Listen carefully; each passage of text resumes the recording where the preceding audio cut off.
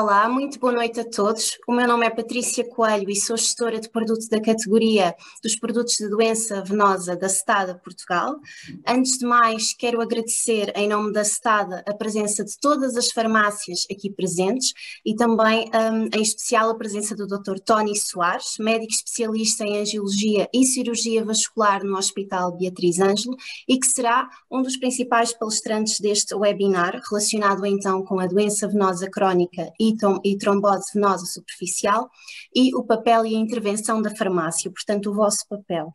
Sem mais demoras, passo então aqui a palavra ao Dr. Tony para que iniciemos o nosso webinar. Olá, boa noite a todos. Quero antes de mais agradecer o convite que foi feito. É para mim um enorme prazer poder usar esta plataforma para chegar até tantos profissionais de farmácia e desta forma podemos falar de uma patologia que é tão comum, tanto do nosso lado, como especialistas em cirurgia vascular, como inclusivamente do vosso lado. Então, como obviamente já saberão, vamos abordar neste webinar a doença venosa crónica e a trombose venosa superficial, num contexto no âmbito da intervenção dos profissionais de farmácia para estas patologias. No final desta apresentação, pretende-se que os formandos sejam capazes e conheçam, se é que já não conhecem, a doença venosa crónica e a trombose venosa superficial. Serem capazes de compreender a fisiopatologia destas patologias e de identificar o quadro clínico da apresentação tanto da doença venosa crónica como da trombose venosa superficial.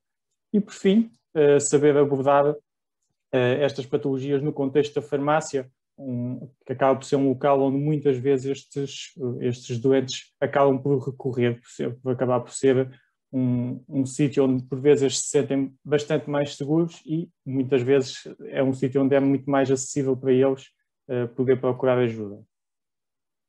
A agenda, portanto, a agenda para este webinar vai passar então primeiro por um enquadramento, por definição das patologias. Vamos abordar de uma forma muito ligeira, mas penso que suficiente, no que diz respeito à anatomia e à fisiologia do sistema venoso normal. A agenda passará então precisamente por abordarmos a fisiopatologia e o quadro clínico destas patologias e, por fim, a intervenção da farmácia, que será aquilo que provavelmente mais vos interessará neste webinar. Então, começando primeiro pela parte da definição destas patologias, a doença venosa crónica. A doença venosa crónica acaba por ser toda a alteração relacionada com o sistema venoso, seja superficial, seja profundo, e já lá chegaremos. Mas o que eu quero dizer com isto é que não implica ter uma alteração funcional do sistema venoso, ou seja, não implica ter um ecodoppler ou um outro exame anormal.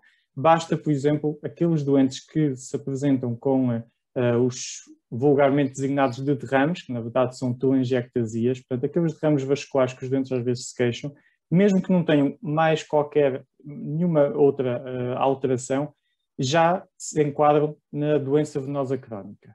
No entanto, obviamente, tivemos depois aquelas situações mais graves, e que falaremos mais à frente, em que há de facto alterações funcionais e que levam realmente a alterações relativamente mais graves e que estão também enquadradas na doença venosa crónica.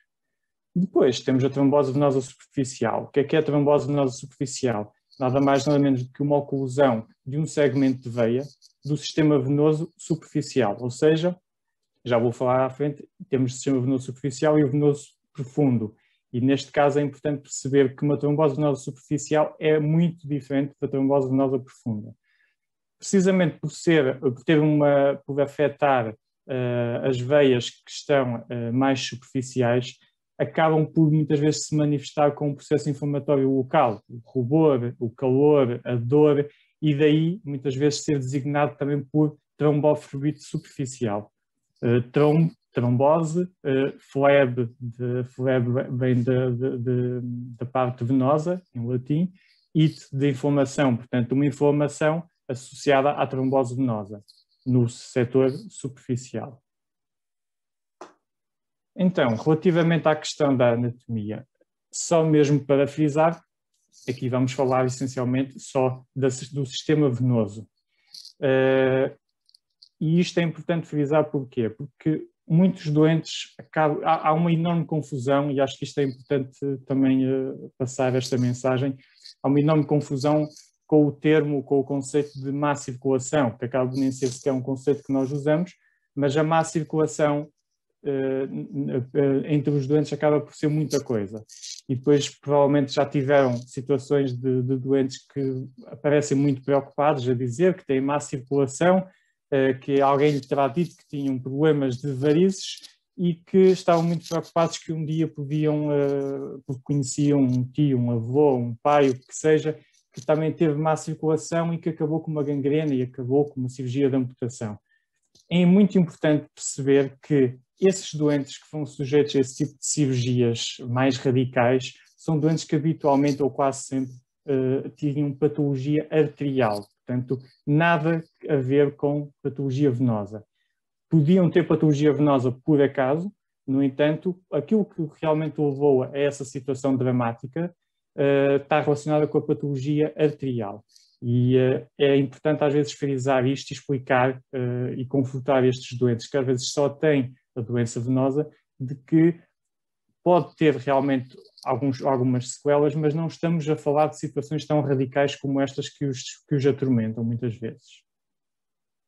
Em relação ao sistema venoso profundo e sistema venoso superficial, de uma forma muito simplista, o sistema venoso profundo são aquelas veias que nunca são visíveis, estão na profundidade dos tecidos e que habitualmente estão emparelhadas com uma artéria e habitualmente até do mesmo nome, por exemplo, a artéria femoral, a veia femoral. O sistema venoso superficial é todo aquele conjunto de veias mais superficiais, habitualmente que se localizam no tecido conjuntivo, a nível próximo da pele, e que acabam por, invariavelmente, confluir no sistema venoso profundo.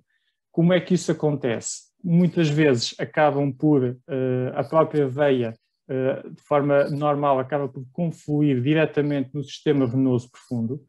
Isso acontece, por exemplo, já terão provavelmente ouvido falar nas veias safenas, que são, habitualmente, a veia safena interna é aquela que mais vezes é vítima de cirurgia de varizes. E depois temos outros vasos, outras comunicações que são os perfurantes, que são pequenas comunicações, pequenos vasos que estabelecem uma comunicação entre as veias superficiais e as veias profundas. E antes de mais, é importante também salientar que da parte da fisiologia, da parte do funcionamento da veia, as veias dispõem de algo que as artérias não têm, que é as válvulas, portanto, que estão aqui representadas, aqui desta forma. Penso que estão a ver o meu ponteiro do rato, e, portanto, as válvulas têm como função permitir que o sangue só ascenda, ou seja, que ele tenha o fluxo tenha um sentido, o fluxo ocorra no sentido do coração e que não haja um refluxo venoso. Quando isso acontece, estamos perante uma insuficiência venosa, que já lá vamos. Outra parte importante do funcionamento do sistema venoso acaba por passar pelo sistema de bomba. O que é isto, o sistema de bomba? Um doente, isto a nível da perna, essencialmente, as veias acabam por se encontrar localizadas entre massas musculares. E durante a deambulação, acaba por haver uma contração da perna, dos músculos da perna. E esta contração irá levar a uma compressão extrínseca do sistema venoso. E com esta compressão, associado à válvula, vai acabar por levar a que o sangue seja propulsionado no sentido do coração. Existe, por outro lado, outro sistema de bomba, como, por exemplo, um sistema de bomba que habitualmente é designado sistema de bomba em pistão, em que, quando há uma dorsiflexão do pé, verifica-se que o músculo da barriga da perna vai acabar por empurrar também um segmento de veia, e desta forma o fluxo vai acabar também por circular no sentido do coração. E, por fim, o sistema de bomba plantar, em que, habitualmente, o pé acaba por ter uma arcada plantar normal. No entanto, quando pousamos o pé, vai levar a que esta arcada diminua e o pé fica tendencialmente mais plano, e isto vai fazer com que haja um estiramento da veia, por sua vez uma diminuição do diâmetro desta veia, e que por sua vez vai acabar por levar ao impulsionamento também do sangue venoso, também no sentido ascendente. Outro conceito que é importante perceber é o edema. Portanto, o edema, nada mais nada menos que é o vulgar inchaço das pernas, dos membros inferiores. Isto acontece porque, habitualmente, o normal a acontecer basicamente a artéria que o sangue saindo diretamente do coração vai circular nas artérias e, quando atingir os capilares, vai acabar por haver aqui as trocas gasosas e as trocas de nutrientes. No entanto, verifica-se também que há uma maior pressão hidrostática no interior dos capilares, ou seja, uma maior pressão, digamos, de água, e que tendencialmente essa pressão vai fazer com que haja uma transsudação de soro. Este líquido que vai se acumular no espaço intersticial acaba por ser esse líquido que, se acumular em demasia e o sistema linfático, que tem a função de drenar este líquido, não for capaz de drenar de forma suficiente, de forma capaz todo este líquido intersticial, o que vai acontecer é que este líquido vai acabar por acumular e vai acabar por haver a chamada retenção de líquidos e, por consequência, o edema das pernas. Por que é que isto acontece? A drenagem linfática, que é a que tem a função de drenar precisamente este líquido intersticial, tem uma determinada capacidade, um máximo de capacidade, tem um nível de saturação, e que quando, por exemplo, as válvulas do sistema venoso deixam de funcionar ou funcionam de forma já insuficiente, vai criar uma maior pressão venosa a este nível. Esta pressão vai acabar por se transmitir também para os capilares, aumentando por conseguinte a pressão hidrostática que eu tinha falado. Se esta pressão aumentar de uma forma muito exagerada, vai acabar por haver realmente então uma filtração transcapilar, ou portanto uma transsudação do líquido para o espaço intersticial, e então a drenagem linfática não vai ser suficiente. E isto tudo da pressão venosa, portanto, que pode ser muito mais impulsionada quando um doente está, por exemplo, numa posição de pé, na posição ortostática, sem deambular. Porque sem deambular, tal como eu tinha falado anteriormente, um doente, quando deambula, está a ativar o seu sistema de bomba. E a deambulação vai fazer com que esse sistema de bomba impulsione a circulação venosa. Se o doente ficar numa posição estática de pé, a gravidade, juntamente com o facto do sistema de bomba não estar a funcionar, vai levar então uma maior pressão venosa e, por sua vez, então, uma maior retenção de líquidos, que a drenagem linfática, que o sistema linfático não vai ser capaz de resolver. Então, vamos agora que falamos um pouco sobre a parte da fisiologia, acho que é importante termos falado um bocadinho desta parte para perceberem agora a parte da patologia. A doença venosa crónica, como tinha dito previamente, abrange um enorme leque de patologias, de apresentações clínicas, antes assim, sendo que pode-se manifestar das mais variadas formas, em termos de sintomas. O mais comum é aquele habitual sensação de peso, sensação de perna cansada, sensação de calor, dor, eventualmente, mas depois também há situações em que os doentes se queixam inclusive de prurido, ou seja, comichão, queimbras, ou até mesmo parestesias, que são, às vezes, eles têm umas sensações de formigueiro a nível da perna. E até mesmo casos de perna irrequieta, principalmente à noite. Habitualmente, a noite acaba por ser, na maior parte dos doentes, a melhor altura para eles, porque é aquela altura em que eles têm a oportunidade de se deitar ou pelo menos sentar e elevar as pernas. E isso vai permitir levar a uma maior drenagem linfática e até mesmo venosa. No entanto, por vezes, precisamente é nessa situação em que há ali uma espécie de uma alteração, aquela alteração que é criada no que diz respeito à pressão venosa, pode levar a uma sensação que eles descrevem como uma sensação estranha que os leva a ter estas queixas da perna irrequieta. A apresentação clínica, como tinha dito e tinha falado inicialmente, mesmo que um doente se apresente só com telangiectasias, portanto o termo científico para os chamados derrames, que vulgarmente são chamados de derrames, portanto até 80% das pessoas, principalmente mulheres, têm telangiectasias, umas mais, outras menos, mas acabam por ter. E isto já acaba por estar dentro do quadro de doença venosa crónica. Isto quer dizer que estes doentes vão ter um maior risco de ter varizes ou de ter outros problemas? Não necessariamente. Há muitas pessoas que têm telangiectasias, têm estas alterações, e é uma situação meramente estética. E nós acabamos por muitas vezes fazer escleroterapia, as chamadas secagens, em que os doentes vêm até nós, mas que é importante realmente explicar a estes doentes que, depois de confirmarmos que eles não têm outras alterações, não têm varizes nem outras alterações do sistema venoso profundo, é importante que eles percebam que podemos realmente fazer este tratamento, mas isto só com o intuito estético. E não é isto que vai prevenir mais tarde terem varizes ou não.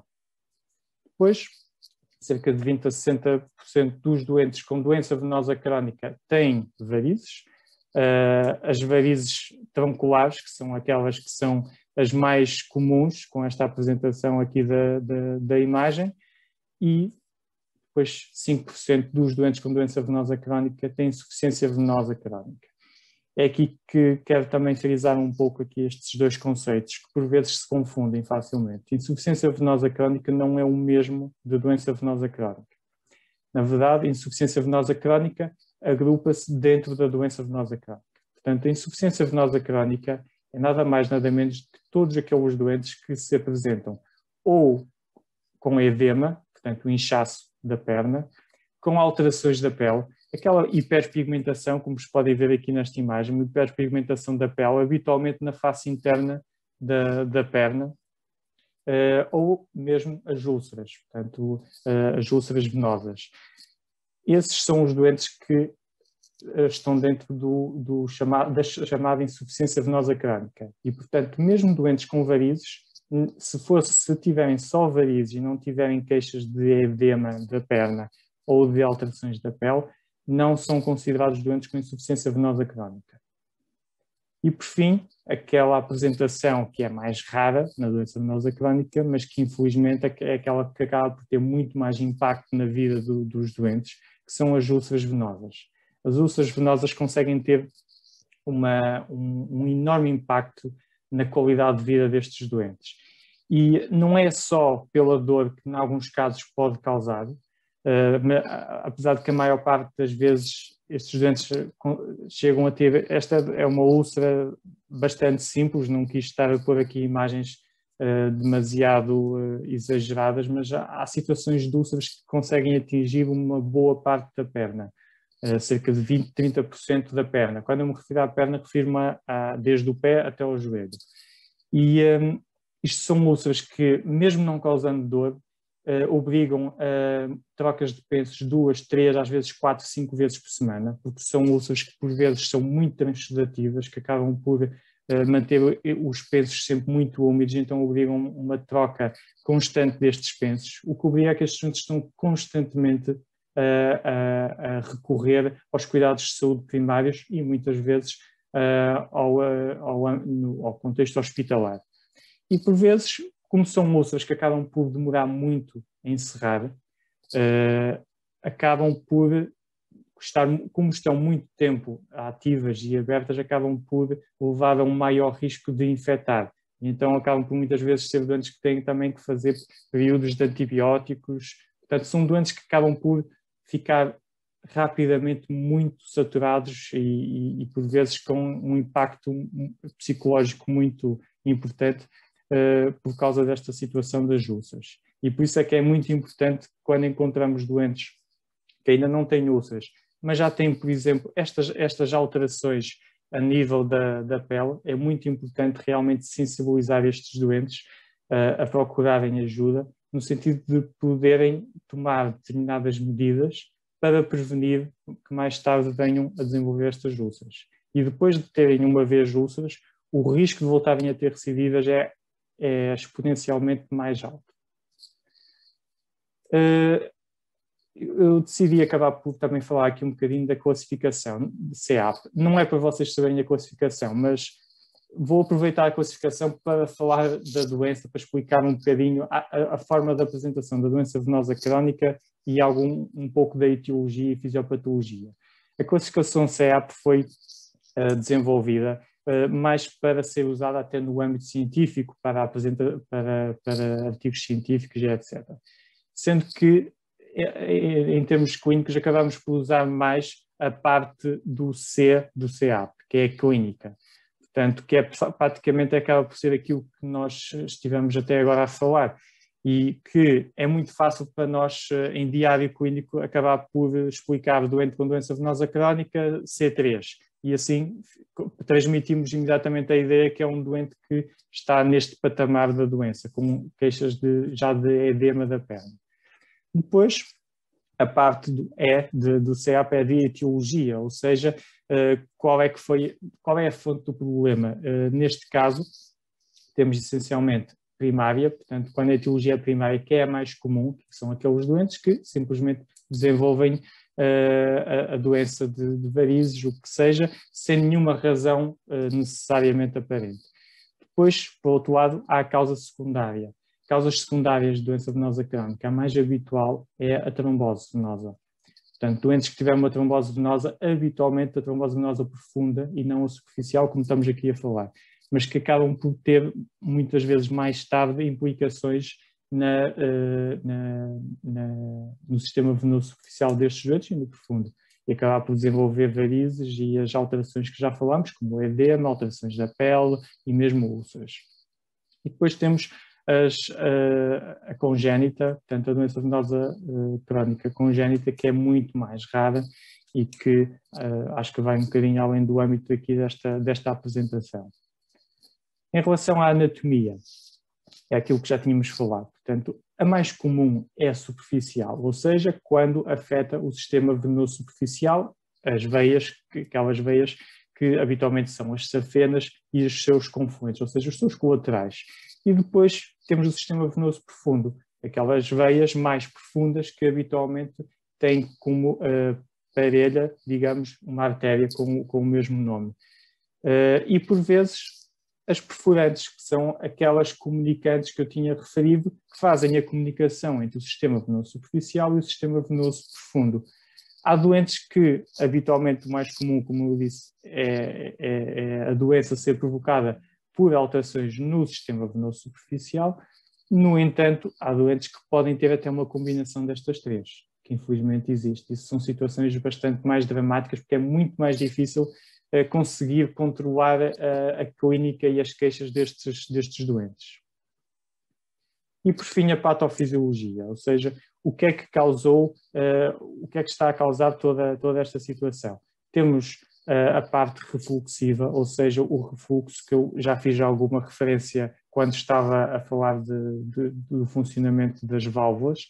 Eu vou aqui passar um vídeo em que mostra precisamente isso, que é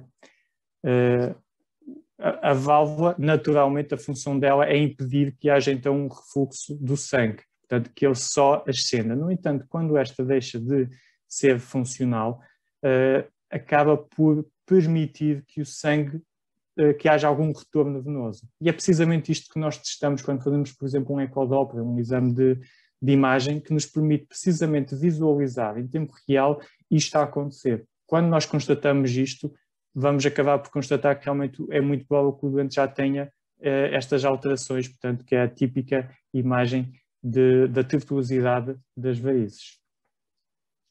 Depois, temos uma outra causa que é a obstrutiva. Esta imagem, que é um vídeo que já vou passar, mas nesta imagem é possível perceber que temos aqui um trombo, portanto, isto é um trombo, portanto, quando temos uma situação, por exemplo, de trombose venosa superficial ou profunda, então acaba por desenvolver-se um coágulo intravascular, neste caso dentro desta veia, e que acabou por ocorrer precisamente próximo desta válvula. Portanto, isto aqui era uma válvula. O que é que vai acontecer? Este trombo, mais tarde ou mais cedo, acaba por ser dissolvido pelo próprio organismo. O organismo tem essa capacidade de dissolver o trombo. E, no fim, o que vai acabar por ficar é uma veia mais fragilizada, com algumas cicatrizes provocadas por processo inflamatório que decorreu à volta deste trombo e uma válvula que está parcialmente usada. Portanto, ela acabou por ser usada e acabou por deixar de ser funcionante. E isto é também uma causa de doença venosa crónica, ou seja, de uma insuficiência valvular.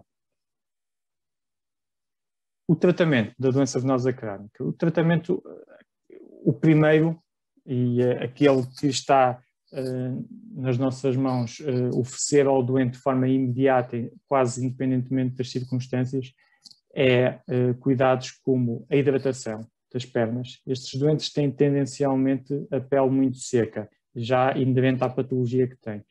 E isso acaba por ser para eles uma situação dramática, porque a desidratação da pele vai levar a que eles desenvolvam fissuras na pele e que podem ser pontos de entrada para o desenvolvimento de infecções, que estão muito suscetíveis e que, por sua vez, pode acabar nas úlceras, como já tínhamos falado. Portanto, hidratação da pele destes doentes é essencial e é algo simples de se fazer. Obviamente, a elevação dos membros, evitar ficar muito tempo de pé e, por fim, as meias de compressão elástica. Existe também a possibilidade de complementar todos estes cuidados com alguma ajuda da parte farmacológica, com algum tratamento médico, como por exemplo venotópicos, que até vai-se abordar esse tema na próxima apresentação. E por fim, a parte cirúrgica. A cirurgia, acabamos por ter a cirurgia de uma forma muito resumida na doença venosa crónica, acaba por ser essencialmente focada nas varizes e na insuficiência valvular do sistema venoso superficial e não tanto o sistema venoso profundo. Portanto, o sistema venoso profundo, apesar de haver alguns centros que se especializaram, e não em Portugal, adiante já, que se especializaram em tentar melhorar a função valvular quando esta está alterada no sistema venoso profundo, a verdade é que são cirurgias bastante invasivas e que acabam por não ter resultados muito favoráveis. Portanto, os doentes que são operados acabam por ser aqueles que têm patologia venosa superficial e que muitas vezes se manifestam com varizes. E a cirurgia passa muito por uma componente ablativa ou de extirpação. Portanto, ou seja, o que acabamos por fazer é remover as veias que não estão a funcionar devidamente. E isto pode passar por realmente uma remoção, tal literal, e desde há pouco tempo que era a cirurgia, era a técnica cirúrgica mais usada, e atualmente têm vindo a ser desenvolvidas novas técnicas que acabam por ser aquilo que os doentes designam muito vulgarmente por tratamento de laser, que de facto existe, ao tratamento de laser ou por radiofrequência, em que acabamos por introduzir um catéter no interior, por exemplo, de uma veia safena, e este catéter está ligado a um gerador que vai gerar uma temperatura de 120 graus. Portanto, estas veias vão acabar por ser sujeitas a uma ablação térmica e desta forma deixarem de funcionar de todo. Às vezes os doentes acabam por manifestar alguma preocupação. Perguntam, então, mas doutor, se me vai tirar estas veias, como é que o meu sangue vai circular? Eu acabo por usar muito uma analogia de uma equipa de futebol, entre jogar com 11 em que um só está a fazer as neiras ou preferir jogar com 10 e deixar o jogador que não está realmente a fazer o seu trabalho no banco. Em relação então à doença venosa crónica, como já perceberam, as varizes acabam por ser um campo bastante central nesta patologia e que, de facto, as varizes acabam por ser uma das causas de trombose venosa superficial. E é conhecido, de facto, que doentes com varizes têm uma maior probabilidade de desenvolver trombose venosa superficial. E vou explicar porquê já à frente. Isto acaba por ser a nossa forma de tentar mudar aqui, então, o tema para a trombose venosa superficial, que realmente estão bastante interligadas. A trombose venosa superficial, como já disse em cima, também designada muitas vezes por tromboflebite superficial, acaba por, é quando ocorre a oclusão então, de um segmento de veia, de veia do sistema venoso superficial, que está aqui representado. Mas totalmente diferente da trombose venosa profunda, totalmente diferente no sentido de consequências, porque realmente pode estar interligado no sentido de que há doentes que têm trombose venosa profunda e que podem ter também uma trombose superficial, e há inclusive doentes que, desenvolvendo uma trombose venosa superficial, apesar de ser raro acontecer, mas há casos em que têm uma trombose venosa superficial e que este trombo vai acabar por progredir e confluir no sistema venoso profundo e desenvolver também uma trombose venosa profunda. Portanto, é importante perceber que é diferente, mas que pode estar, de facto, de alguma forma interligado. A trombose venosa superficial é mais comum nas varizes, como eu já tinha dito, e já vou explicar à frente porquê. Também é mais comum à medida que é mais comum com a idade e é muito mais comum também entre as mulheres. E na generalidade, entre 3 a 11% da população, no geral, tem um evento de trombose venosa superficial. E então, a fisiopatologia por trás disto. Isto respeita aquilo que se calhar alguns de vocês já ouviram falar, que é a tríade de Virchow, que foi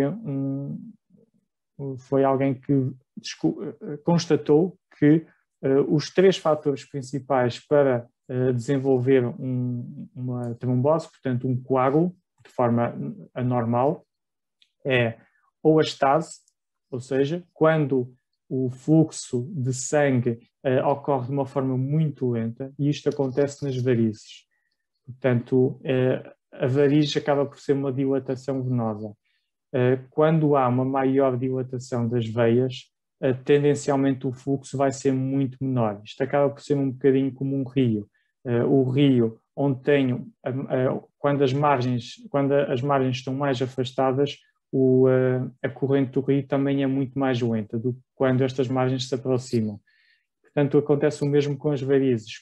O que eram veias com 1, 2 milímetros podem passar a ser veias, quando são varizes, podem chegar aos 5, 6, 7, 8 milímetros e por aí fora.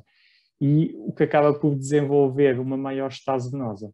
E esta estase é que vai ser um dos fatores principais para o desenvolvimento de trombose venosa superficial. Daí está muito associado também às varizes.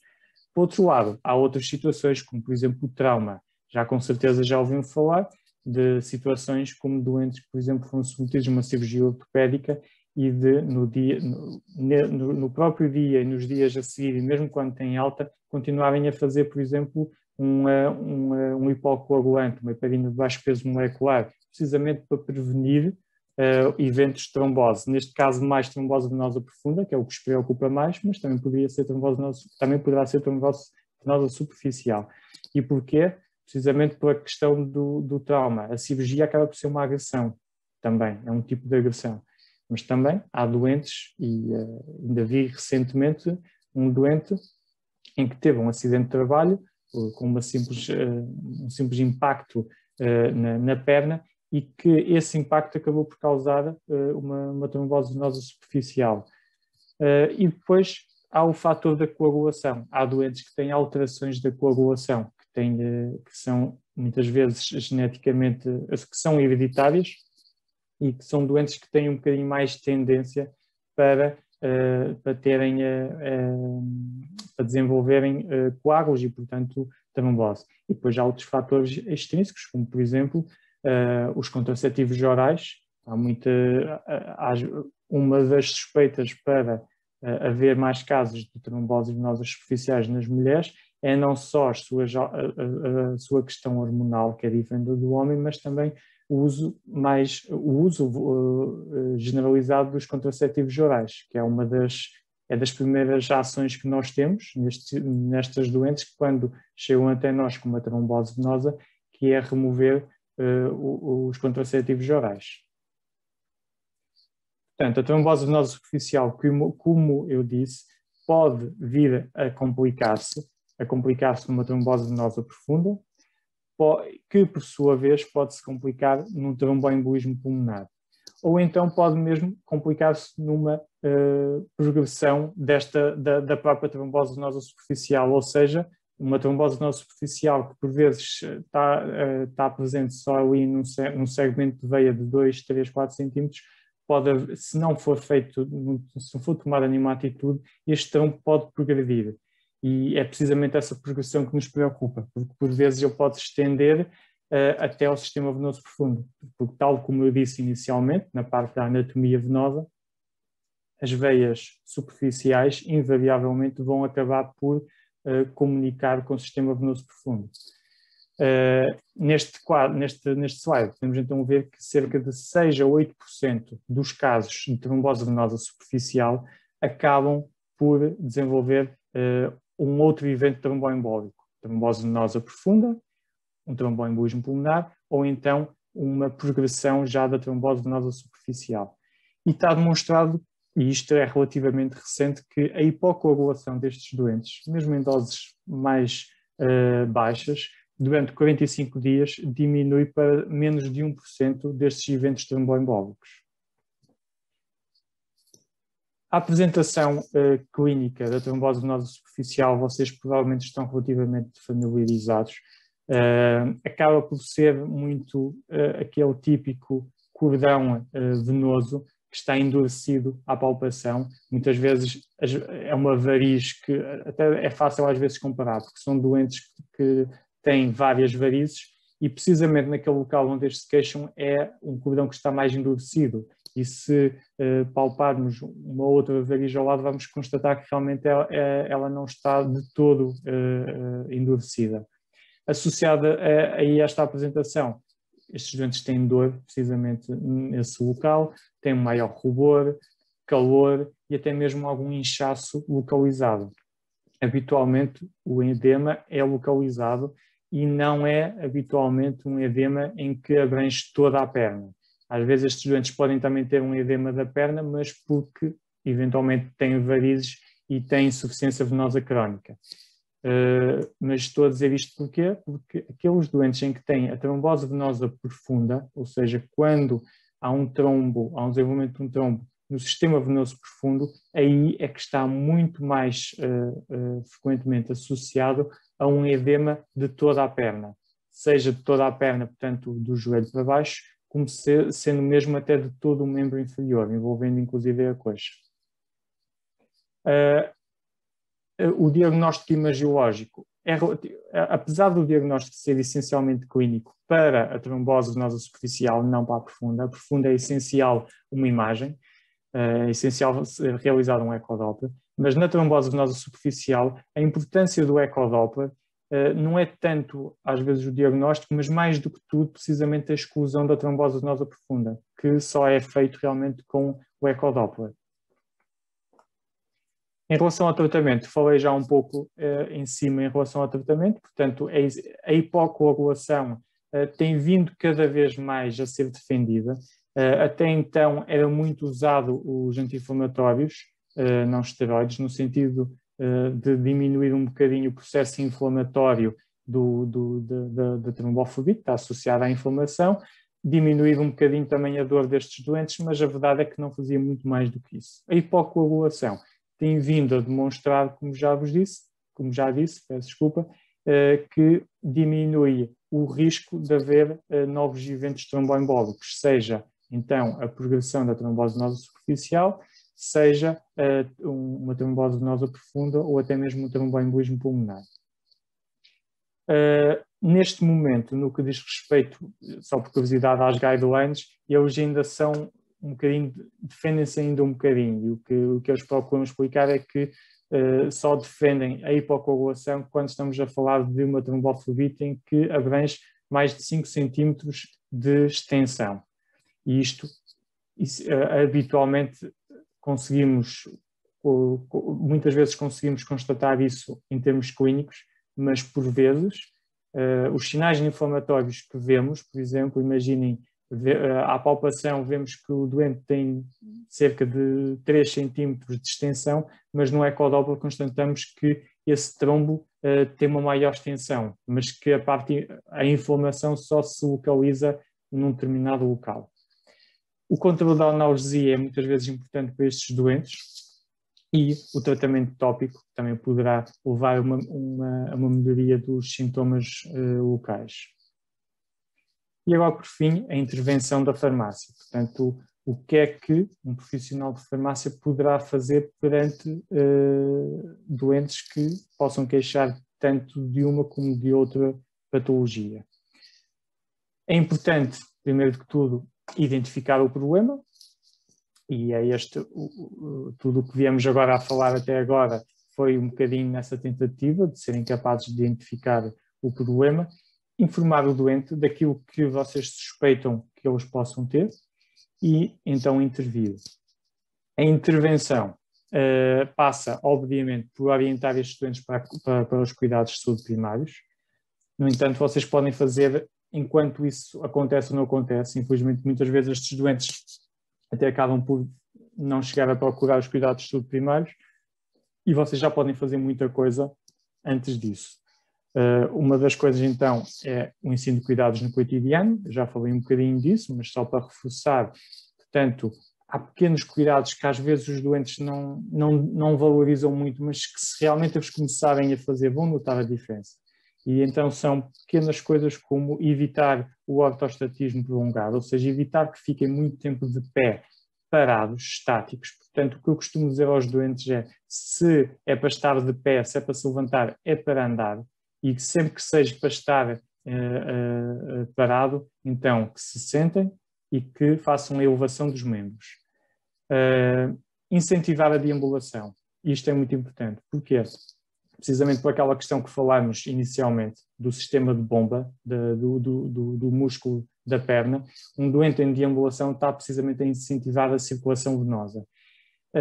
E por outro lado, há muito ainda este dogma de que doentes com trombose venosa, seja superficial, seja profunda, não podem andar, têm que fazer repouso, por causa do risco de um tromboembolismo pulmonar. Não, está totalmente errado. É precisamente o contrário, porque muitos destes doentes que desenvolveram uma trombose foi precisamente por causa da estase, aquilo que tínhamos falado. Doentes que estão tendencialmente acamados têm muito mais risco de desenvolver trombose venosa. E, portanto, aqueles doentes que podem deambular devem ser incentivados a deambular. A massagem dos membros muitas vezes ajuda, principalmente no alívio da sintomatologia, os doentes ficam mais confortáveis, sejam eles próprios a fazer a massagem, seja alguém a fazer. Tendencialmente, simplesmente dava uma indicação de massajar no sentido ascendente, precisamente para ajudar um bocadinho a estimular a circulação no sentido ascendente. E, por fim, uma devida higiene e hidratação abundante com creme gordo. Depois, ponderar o uso de meias de compressão elástica. Isto é importante. As meias de compressão elástica são essenciais. É aquilo que eu mais procuro incentivar os doentes a usar e que é muito difícil fazer com que eles usem. Muitos dos doentes acabam por não usar e depois vê-se situações dramáticas. Eles recorrem constantemente à nossa consulta, sempre com a esperança de que vamos encontrar uma outra solução que não a meia elástica. E é muito difícil fazê-los perceber que em muitos destes doentes a meia elástica é a única solução para eles. No entanto, é muito importante assegurar a exclusão da doença arterial periférica. Eu sei que muitas farmácias também tem a possibilidade de oferecer o serviço de vender meias de compressão elástica. No entanto, se estes doentes não tiverem uma indicação médica para o fazer, ou não tiverem uma receita, o que eu realmente procuro ressalvar é que se assegurem que isto, se for uma intenção vossa de tentar propor o doente a usar uma meia elástica, o que eu sugiro é que realmente se assegurem que o doente não tem úlceras, que o doente não seja diabético e que não tenha uma insuficiência cardíaca descompensada clara e evidente, aqueles doentes com edema das duas pernas de uma forma exuberante, que apareçam cansados e que já tenham problemas cardíacos. E, por fim, uma tensão arterial superior a 60 mm de mercúrio no tornozelo. Isto porquê? Porque há doentes que têm uma doença arterial periférica, ou seja, não falei aqui, mas que têm doença das artérias. Portanto, o sangue não chega devidamente ao pé. Se o doente já tem entupimento ou doença das artérias que faz com que o sangue não chegue devidamente ao pé, se ainda por cima colocarmos uma meia de compressão, vamos diminuir ainda mais o afluxo de sangue ao pé e poder levar a situações dramáticas. E, portanto, se o doente tiver uma tensão arterial superior a 60 mm de mercúrio no tornozelo e não for diabético, é seguro poder realmente sugerir ao doente usar meias de compressão elástica. Se não estiverem confortáveis em fazê-lo e percebo perfeitamente que não estejam, então realmente reforcem a ideia para que o doente vá procurar o mais rapidamente possível os cuidados de saúde primários, no sentido de poderem ser orientados nesta questão. Quero só aproveitar para mostrar realmente o que é o uso de uma compressão elástica num doente com doença arterial periférica. Isto infelizmente aconteceu num contexto hospitalar, numa enfermaria hospitalar, e que ainda é bastante frequente acontecer. O que nós vemos aqui são precisamente lesões de isquémia, portanto são lesões da pele provocadas pela compressão elástica. Por fim, ponderar agentes venoativos na doença venosa crónica, que poderá ser um auxiliar à meia de compressão elástica e a todos aqueles cuidados que eu tinha falado. Muitos destes doentes acabam por sentir alívio com o uso destes agentes, seja sintomático, seja mesmo de edema, e a trombose venosa superficial ponderar o uso então da analgesia, de anti-inflamatórios e eventualmente tratamento tópico. Obviamente não posso sugerir que procurem ou que tentem ir para o coagulado do doente, porque é necessário receita médica para que estes doentes possam iniciar esse tipo de tratamento. Obrigado. Vou agora passar a palavra à Patrícia. Muito obrigada, Dr. Tony. Obrigada pela partilha destes conceitos. Este é, sem dúvida, um dos temas da atualidade e as farmácias estão na primeira linha e, portanto, quanto mais precoce for a identificação destes doentes, melhor, e estamos cá todos para isso. A mim cabe-me agora fazer aqui uma breve apresentação de duas opções farmacológicas que dispomos na STADA, sendo que esta área ou categoria dos produtos para a insuficiência venosa e tromboflebite superficial é uma das nossas especializações. E, portanto, começo então por vos apresentar o Venuroton. Portanto, o Venuroton é um medicamento não sujeito à receita médica e que está indicado para o alívio das pernas pesadas e, portanto, todos os sintomas que estão relacionados com a insuficiência venosa crónica, incluindo a dor, a sensação de cansaço, pernas inquietas, o próprio edema, como falámos, e as câimbras também nos membros inferiores. Em termos de caracterização do produto, portanto, o Venuroton é um vasoprotetor sistémico, é uma oxerrotina, esta é a sua substância ativa e deriva de uma árvore japonesa. No fundo, a oxerrotina vem através da hidroxilação dos flavonoides naturais, que neste caso são a rotina. Em termos de mecanismo de ação, portanto, como é que funciona? O Venuroton atua nos capilares sanguíneos, impedindo a perda de água e de outras substâncias através das paredes. Estabiliza a parede vascular, o que desta forma vai levar a que haja uma redução na permeabilidade dos vasos e desta forma, posteriormente, uma diminuição do inchaço e do edema presente, que também acaba por causar a sensação das pernas pesadas e cansadas dos doentes. Em termos de proposta de valor do Venuroton, a principal é a sua tripla ação, portanto o Venuroton fortalece a parede das veias e protege os vasos, melhora a microcirculação e desta forma alivia a dor e o inchaço. Em termos das características do produto, portanto, o Venuroton é constituído por saquetas que contêm 1000 mg de oxirrotina, é um pó para solução oral, um pó amarelo e que tem um sabor agradável a laranja, e aqui diferencia-se no mercado pela sua forma farmacêutica, por fugir um bocadinho aos comprimidos e às cápsulas que vemos habitualmente, e sobretudo extremamente útil, porque muitas das vezes estes doentes precisam desta terapêutica até de um longo prazo e, portanto, ao darmos e aconselharmos um pó para solução oral, temos aqui já a própria dissolução do produto feita, esse primeiro passo feito, e acaba por ser menos agressivo para o estômago, e temos também uma maior segurança em doentes polimedicados. Em termos de posologia, o Venuroton está indicado para uma toma diária, uma saqueta por dia, e é esta dose que deve ser mantida até os nossos doentes sentirem um alívio completo dos sintomas e do edema, que por norma acontece ao fim de entre 2 a 4 semanas. Depois poderá existir uma terapêutica de manutenção, onde aí utilizamos uma saqueta ou meia saqueta por dia.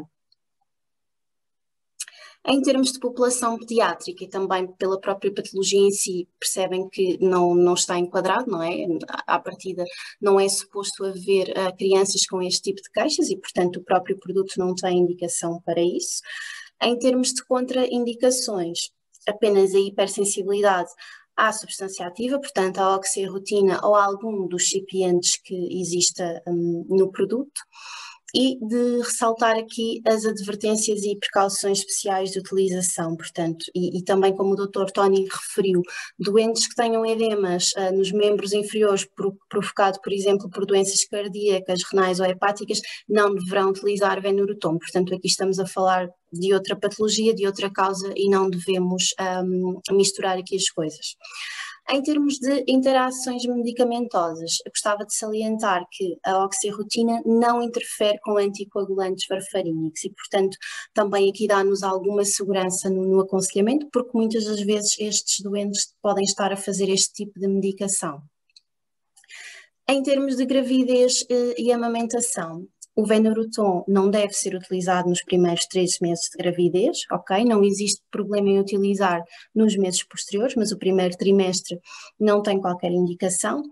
E em termos da amamentação, aquilo que pedimos é sempre precaução e o aconselhamento médico associado ao produto. Efeitos indesejáveis, e aqui dar-vos já a nota que esta é uma das grandes vantagens do produto. Nesta categoria nós sabemos que muitas das vezes os utentes se queixam dos efeitos gastrointestinais que este tipo de medicamentos causam, contudo, e também um bocadinho aqui associado à sua forma farmacêutica e à própria substância ativa, os efeitos gastrointestinais com o Venuroton são raros. Queria-vos ainda mostrar um estudo comparativo que a STADA dispõe, portanto, onde é comparada a eficácia da oxirrotina, neste caso do Venuroton, com a diosmina e a hesperidina, e onde os resultados indicam que o Venuroton melhora a qualidade de vida dos utentes com insuficiência venosa crónica em 46,8% e os mesmos doentes com diosmina e hesperidina melhora apenas em 15,5%. Com este estudo ficou concluído também que o Venuroton tem uma ação mais rápida no alívio dos sintomas, portanto ao fim de 4 semanas, também como vos disse há pouco, já é notada uma melhoria significativa dos sintomas dos doentes, comparativamente à terapêutica de diosmina com hesperidina, essa melhoria significativa acaba por surgir à 8ª semana. E por fim, ainda há pouco, como referi, em termos de reações adversas, as reações gastrointestinais são raras e quando consultamos, isto também está presente, eu até trouxe aqui algum print de DRCM, quando consultamos o RCM de diosmina com a hesperidina, portanto as reações gastrointestinais são realmente frequentes e acabam muitas das vezes por ser uma das causas dos doentes abandonarem a terapêutica.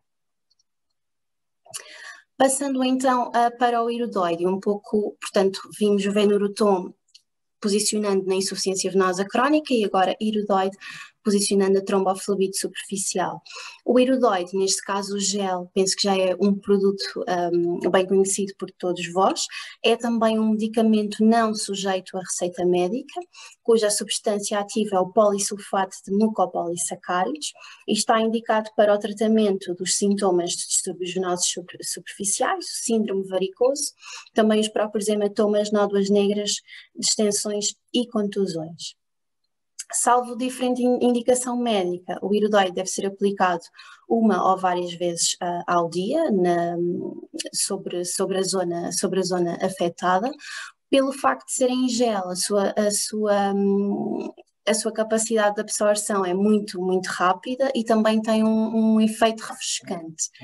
Em termos de gravidez e aleitamento, aqui estamos perfeitamente à vontade, portanto o iridoide pode ser utilizado por grávidas e mulheres também a amamentarem. Inclusive, embora aqui com o gel não se aplique tanto, mas pode ser utilizado também por crianças em qualquer idade. Portanto, aqui temos a máxima segurança para fazer o aconselhamento de iridoide.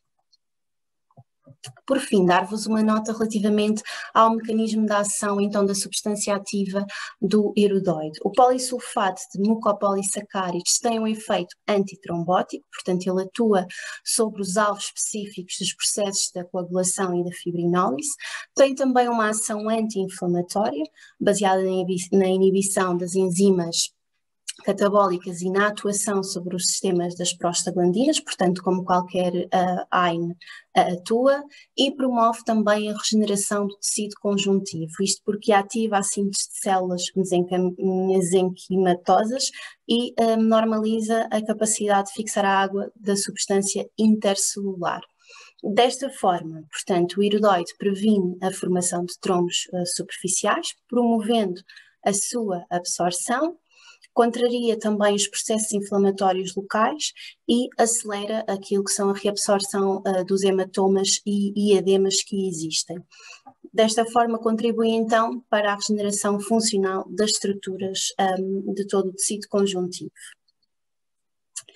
Deixo-vos por fim aqui as imagens daquilo que é a nossa campanha atual, que lançámos há cerca de uma semana e que vai acompanhar-nos desde então e cobrir todo o verão, com o conceito de não procure mais, quer com o iridoide gel, quer com o Venuroton, ou até mesmo os dois produtos em associação, como vimos, as duas condições estão mutuamente ligadas.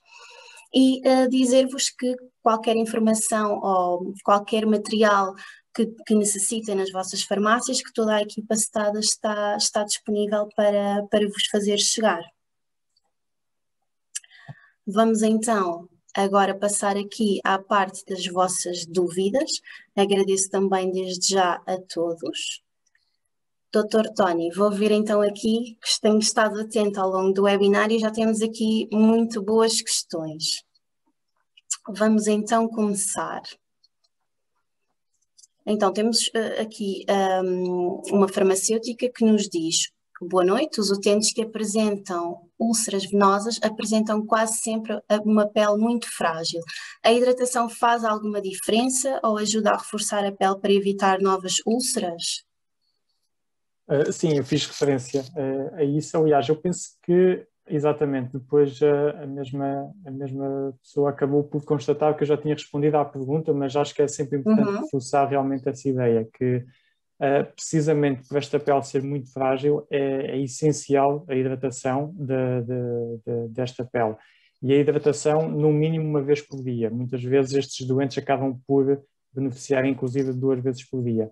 Porque o facto de a doença por si só já faz com que eles tenham uma pele bastante frágil e bastante desidratada. Mas se ainda para mais usarem como devem usar a meia de compressão elástica, a meia vai acabar por fazer com que esta pele ainda fique mais desidratada. Portanto, a hidratação é essencial.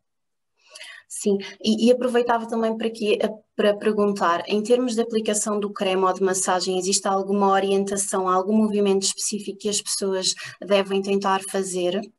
Sim, habitualmente podem acabar por aproveitar esse momento em que estão a aplicar o creme para fazer também uma automassagem. E nesse sentido, aquilo que eu sugiro é fazer a aplicação de uma forma ascendente, portanto, desde o tornozelo até ao joelho. Ok, sim, o tema das meias elásticas, estou aqui a ver também outras perguntas que vão surgindo, é uma das perguntas aqui mais frequentes, portanto, a utilização de meias de descanso ou meias elásticas é realmente fundamental para a recuperação dos doentes e, no fundo, para prevenir outras sequelas que possam existir. Exatamente, eu habitualmente prescrevo sempre meias de compressão elástica, porque elas têm uma particularidade em relação às meias de descanso, que é as meias de compressão elástica habitualmente não, as meias de compressão elástica têm uma graduação gradativa, portanto tem uma maior compressão a nível do pé e do tornozelo e depois de uma forma gradual essa compressão diminui. E isso também acaba por ser muito importante, porque é precisamente a nível do tornozelo onde se atinge uma maior pressão. Só por título de exemplo, um homem de estatura normal, uma mulher com cerca de 1,70 m, calcula-se que se não depender do sistema de bomba, como eu falei, e do sistema de válvulas, a nível do tornozelo pode atingir uma pressão de 90 milímetros de mercúrio. 90 milímetros de mercúrio é a tensão arterial de alguns doentes, portanto, realmente é uma pressão incrível. E, portanto, umas meias de compressão elástica são essenciais. E aquilo que está recomendado são as de grau 2. Uhum. O que é que eu tenho que admitir? Que a maior parte dos meus doentes, a primeira abordagem dos meus doentes, eu acabo por prescrever de grau 1. Uma simples razão. Porque comecei a perceber que quando eu faço a prescrição de grau 2, a primeira vez que eles aplicam a meia, eles rapidamente a vão tirar. São poucos os doentes que toleram ou que se sentem confortáveis a usar uma de grau 2. Então procuro tentar primeiro que eles se habituam a uma de grau 1 e depois a ideia é se eles se sentirem relativamente confortáveis com ela e mesmo assim houver algum edema da perna ou alguma margem de manobra para melhorar, então aí sim passar para grau 2. Nesse sentido, temos também aqui uma pergunta, de acordo com o que o doutor explicou há pouco, que é: como é que sabemos a pressão arterial no tornozelo no contexto da farmácia? Esta é uma pergunta muito interessante.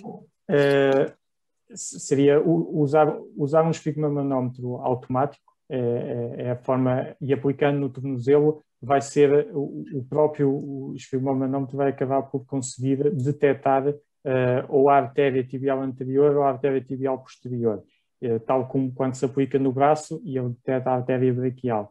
E, portanto, será uma forma de medir. É a forma possível de o fazer. E se realmente for detectada uma tensão arterial superior a 60, que a maior parte deles vão ser. A partir do momento em que está excluído, por isso é que eu excluí o doente diabético, por uma simples razão. O doente diabético tendencialmente tem doença arterial periférica, tem doença nas artérias, e muitas das vezes muito calcificadas, e portanto às vezes nem é possível medir a tensão arterial nestes doentes, mas quando pode ser errada essa pressão. Portanto, são doentes que, sendo estes excluídos, a maior parte dos doentes vai ser perfeitamente possível medir, e a maior parte deles vão ser pressões comparáveis ao braço. E, portanto, a partir do momento em que até forem comparáveis ao braço, então a pessoa pode estar perfeitamente confortável em usar a meia de compressão elástica. Ok, ok. Em termos da trombose venosa superficial e profunda, temos também aqui algumas questões que coincidem. Uma delas é como é que podemos distinguir uma da outra, estando ao balcão da farmácia, e também, no fundo, se identificarmos uma trombose venosa superficial, se é obrigatório referenciar ao médico e em quantas horas é que aquele doente deverá ter assistência médica. Portanto, qual é o grau de urgência aqui? Então, distinguir a trombose venosa superficial da profunda, como eu disse, são coisas bastante diferentes, apesar de estarem relacionadas.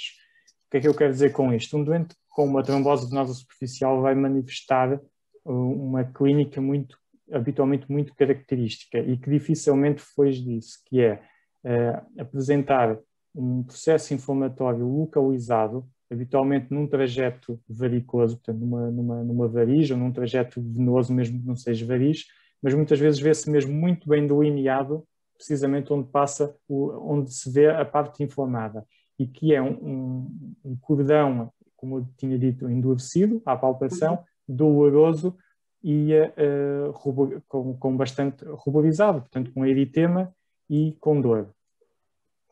Quando estes doentes apresentam-se com essa característica, é quase certo que tem uma trombose venosa superficial. As tromboses venosas superficiais são é possível fazer o diagnóstico de forma clínica, só com o olho clínico. No entanto, há aquela particularidade que eu tinha falado, que é esta trombose poder se estender ao sistema venoso profundo. Quando é que me preocupa particularmente os doentes que possam ter essa extensão ao sistema venoso profundo? Essencialmente quando esse trombo parece estar na veia safena, que é aquela que tem uma ligação, como eu tinha dito, direta no sistema venoso profundo. Portanto, o que eu sugiro é que, se constatarem sinais que são passíveis de vos parecer que realmente que é uma trombose venosa superficial, é que realmente encaminhem da indicação para o senhor ou a senhora, portanto, para o doente procurar cuidados de saúde primários. Não estamos a falar de uma questão de horas, estamos a falar de uma questão de tentar fazer com que o doente vá nesse dia. Portanto, não é uma situação de horas, não é um AVC, não é um infarto agudo de miocárdio, é uma situação que tem que ser resolvido o quanto antes e, para a vossa defesa e defesa do doente, é sugerir que ele vá nesse mesmo dia procurar realmente os cuidados. Habitualmente o que acontece é o médico de família vai acabar por passar, muitos deles já passam um hipocoagulante em baixa dose e fazem a prescrição de um ecodoppler. Ou seja, o doente acaba por estar protegido com o hipocoagulante até ter uma confirmação de ecodoppler. Portanto, mesmo que o médico depois tenha alguma dúvida se tem ou não tem, pelo menos ele sabe que ele está protegido com o anticoagulante e quando o Doppler trouxer a confirmação, ele acaba por fazer o tratamento que lhe é devido. Portanto, para responder de uma forma resumida, ao balcão da farmácia distinguir TVP de TVS, trombose venosa superficial, não é assim muito fácil. Até nós temos às vezes algumas dúvidas e acabamos por recorrer do ecodoppler para ter a certeza que realmente não tem uma trombose venosa profunda. Porque a trombose venosa profunda, apesar de se manifestar muitas vezes com um edema pronunciado de todo o membro, muitas vezes isso não acontece. Pode ser muito elusiva e parecer não ter nada, ser só trombose venosa superficial e ter de facto profunda também. Ok, muito obrigada. Temos também aqui uma questão mais relacionada com aquilo que são as queixas, às vezes um pouco difusas, dos doentes que nos chegam ao balcão das farmácias, por exemplo, com a sintomatologia de sinto um cansaço grande nas pernas, sinto as pernas pesadas e, portanto, perguntam-nos aqui como é que podemos distinguir as duas patologias ou como é que podemos intervir corretamente, que perguntas devemos fazer e a que sinais devemos estar atentos. Sim. É muito habitual, de facto, doentes queixarem-se, aparecem também na minha consulta muitas vezes simplesmente com essas queixas de um cansaço generalizado, de uma dor a nível das pernas. O que é importante perceber nessa altura realmente é olhar para a perna para tentar ver se tem sinais inflamatórios.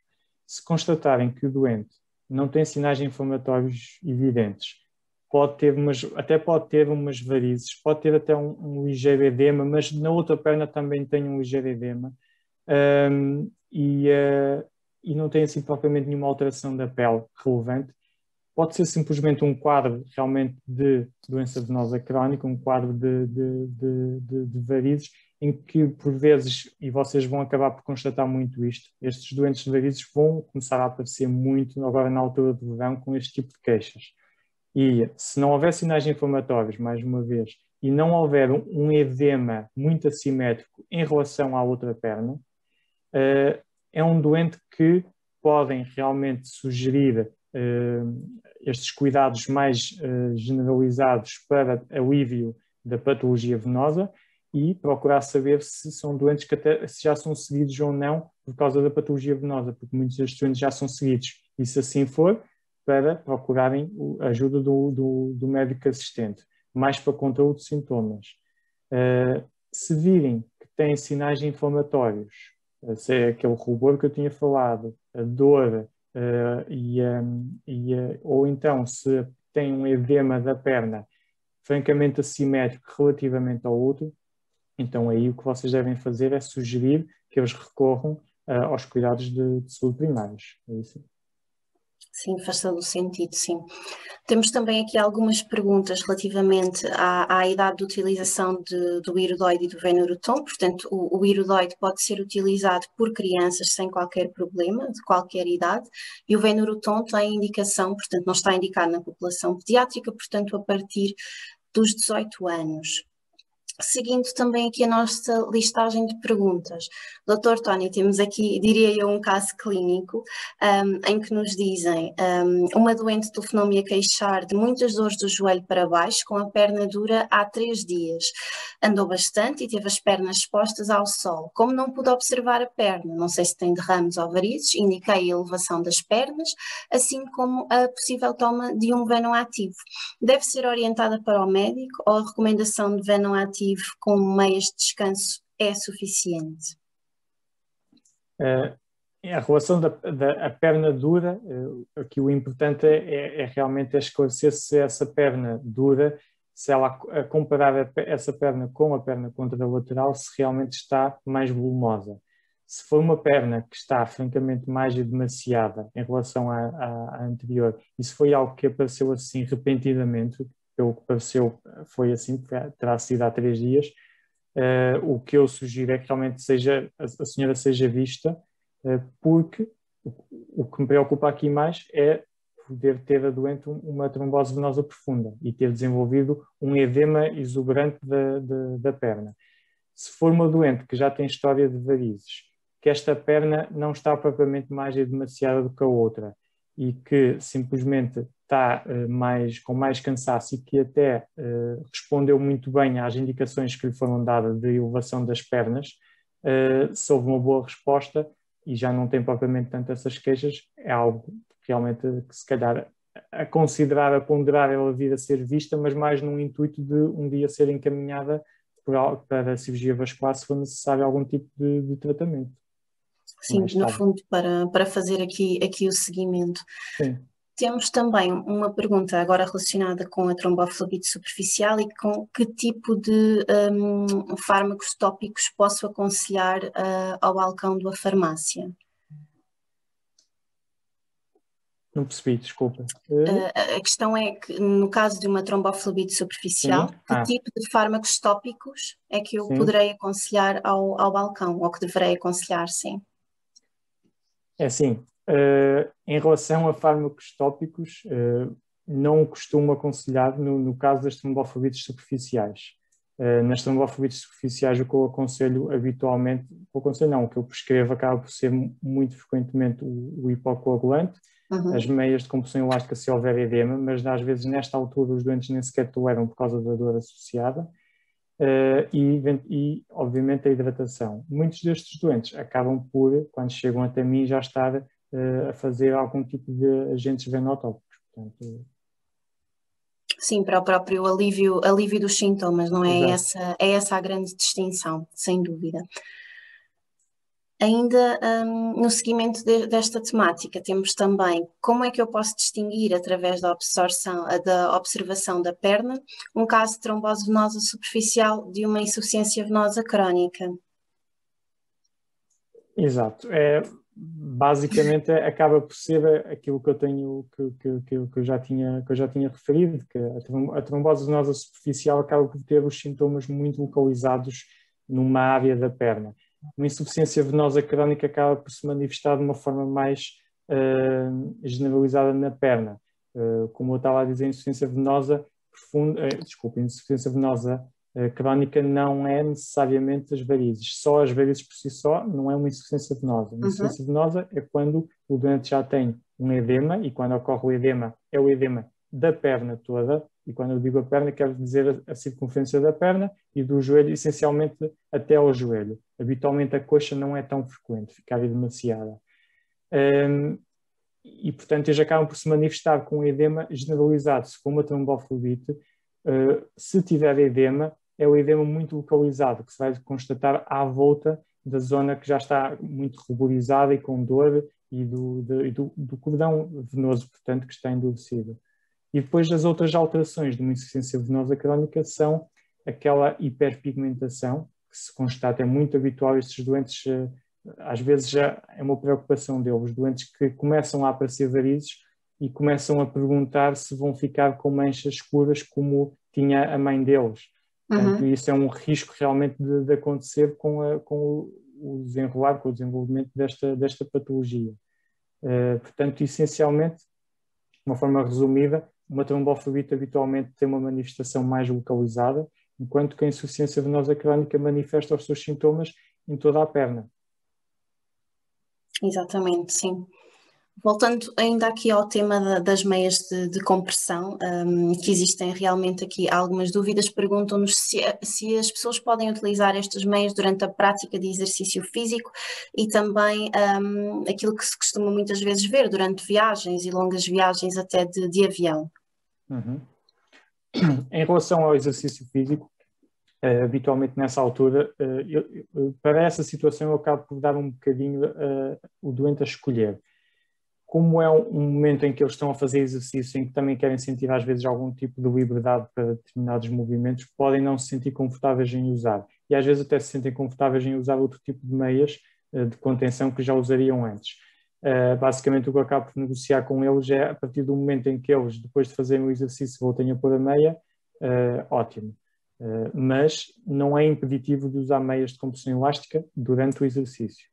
Em relação às viagens longas, independentemente de serem de avião ou não, a ideia é sempre a mesma. A partir do momento em que se pressupõe uma viagem longa em que o doente vai ficar muito tempo sentado, sem grandes movimentos, a meia elástica vai ajudar muito em diminuir a retenção, portanto, o edema das pernas.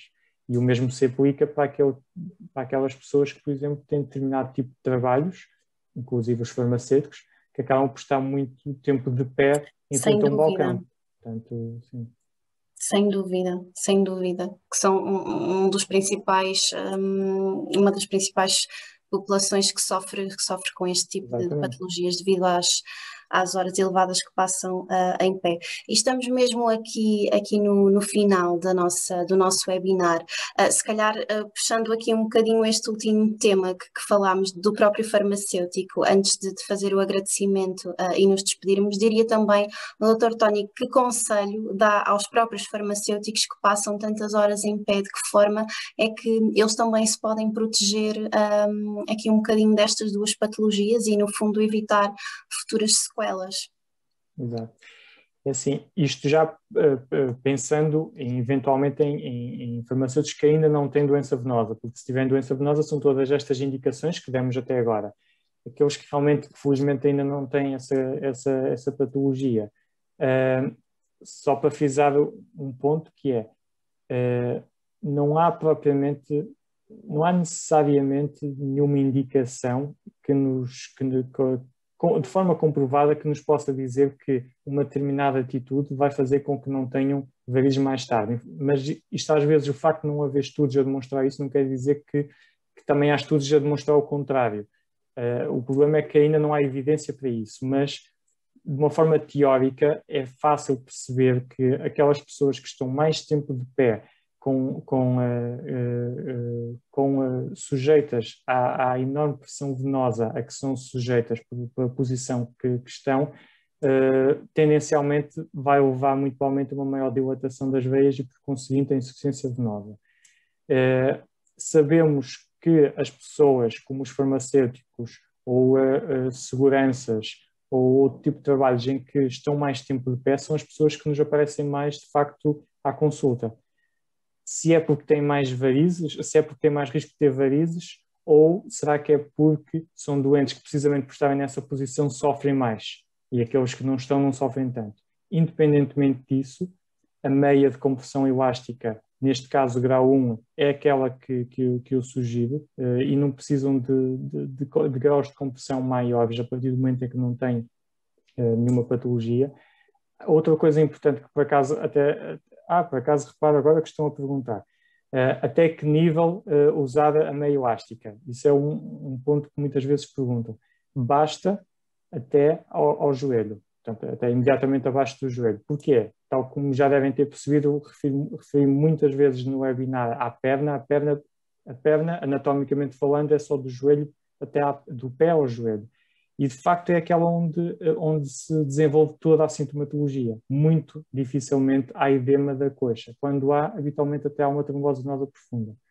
Portanto, meias de compressão elástica grau 1, até ao joelho basta, ainda por mais agora vem o verão, é mais difícil tolerar muitas vezes quem não está habituado, meias até à raiz da coxa ou colãs, e poder eventualmente usar algum agente venotópico para tentar aliviar um bocadinho esses sintomas. Sim, e penso que referiu também na apresentação, não é? A ingestão de água e manter sempre também a hidratação cuidada. Sim, a hidratação é essencial, sim. Então, penso que chegámos ao fim do nosso webinar. Ainda tínhamos aqui muitas perguntas para responder e certamente vamos responder a este Q&A diretamente para todos vocês e todas as farmácias.